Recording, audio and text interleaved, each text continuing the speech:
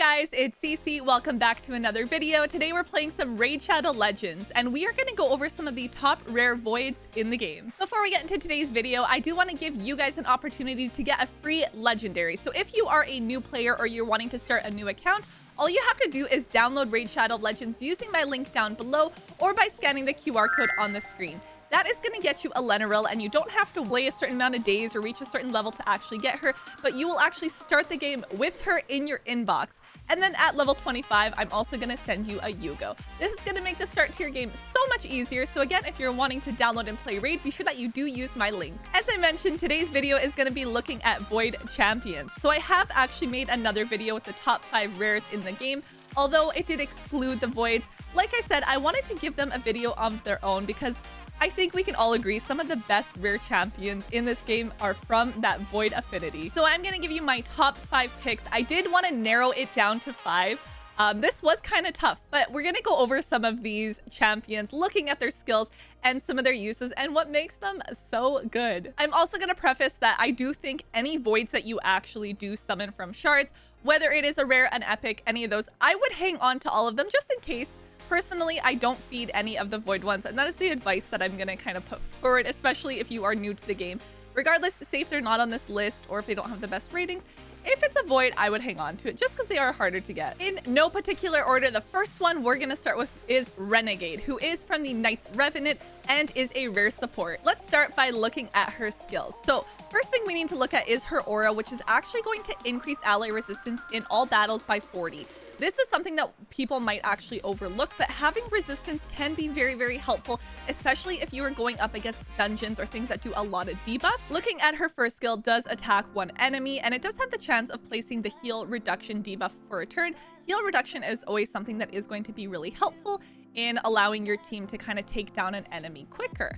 Looking at her skill 2, attacks at random 3 times and has that chance of placing the decreased speed debuff for 2 turns. So again, any way you're able to actually slow them down is helpful, but also has the chance of decreasing the accuracy for 2 turns if they have any active buffs.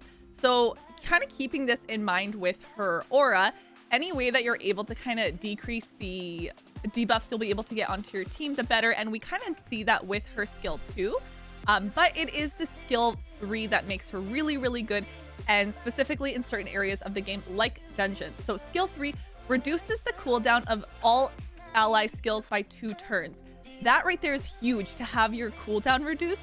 The skill does not affect this champion or other champions with this skill.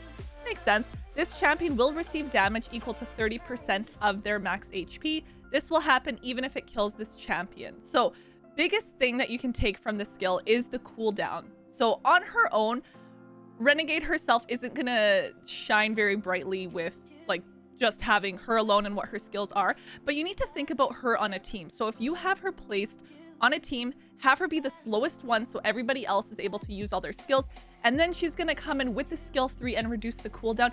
That is huge, and that is where we're gonna see her use very specifically in dungeons. I don't think that she would really fit into a PvP team, so I wouldn't necessarily use her in a place like Arena, but I think dungeons is really somewhere where she can shine. The next champion we're going to look at is Painkeeper, who is from the Dark Elves faction and is a rare HP type. Her aura increases ally HP in faction crypts by 21%. So something that I have not really mentioned throughout this video or even the last rare videos talking about factions, but that is something that is very useful in where you kind of build these champions, and having this as a aura is also something that's going to be really great. So obviously that is one place that she will shine. Looking at her first skill, does attack an enemy 2 times and it fills the champion's turn meter by 10%. So this is great because it's going to increase your turn meter a little bit. You can go more often, which will lead into our other skills, like her skill 2, which attacks all enemies but heals all allies by 15% of this champion's max HP. So you will want to build her tanky, build her with a higher HP so she is able to heal more, but it is nice that she has this supportive skill. And this leads us into the skill 3, which is one that we really like because it decreases the cooldown of all ally skills by 1 turn.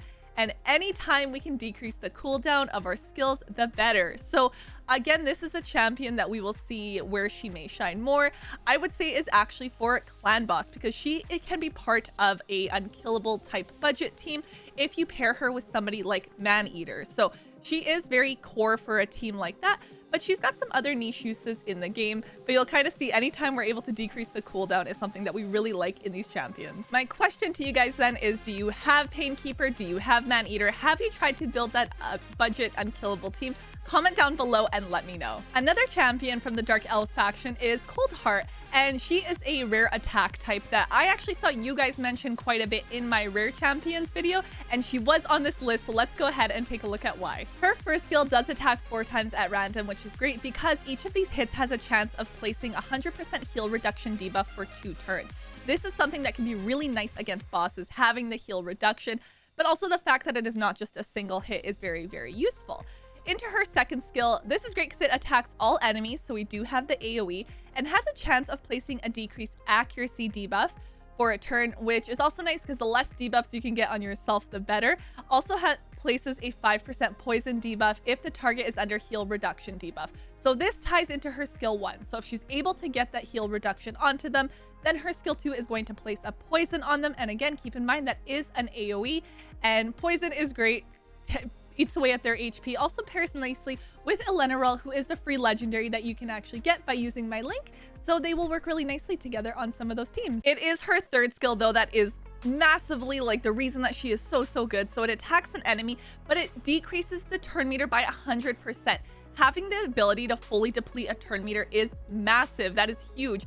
It also has an extra 30% chance of inflicting a critical hit, so doing damage, but the damage increases according to the enemy's max HP. There you go. That right there will tell you why she is really good in dungeons.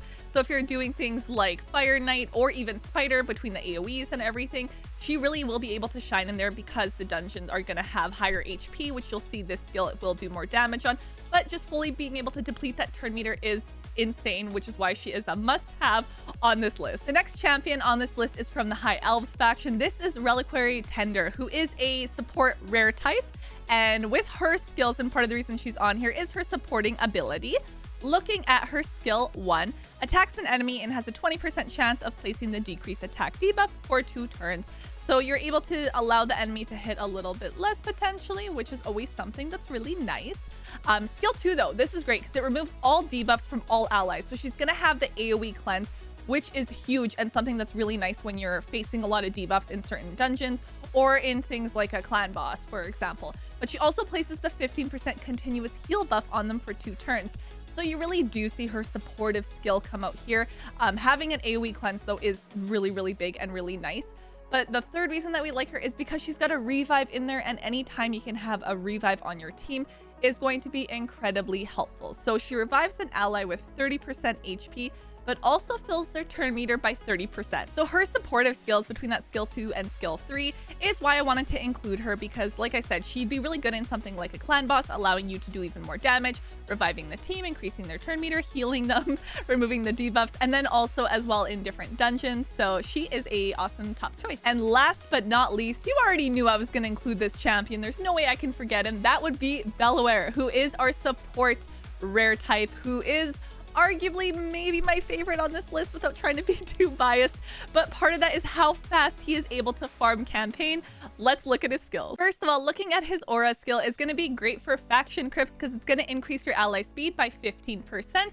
So again, all of these units you can use in the faction crypts, and something to keep in mind. One thing about Lair, and you're going to see this with all the skills, every skill he has is an AoE attacking all enemies.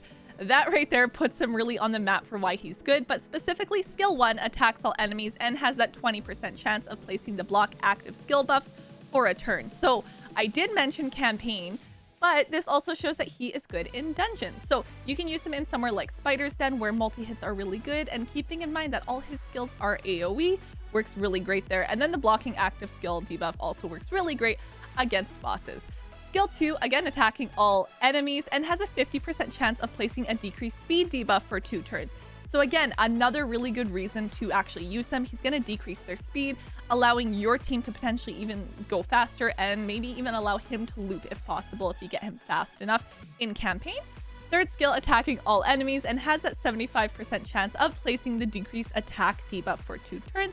So decreasing their attack, and that's where you kind of see more of the dungeon capabilities, but also has a chance of placing the decreased defense debuff for 2 turns. So I think by looking at all his skills, you'll see why he's great for campaign. He can farm campaign incredibly fast, and he's one of the ones that was highly suggested to me when I summoned him to be like, build him for campaign.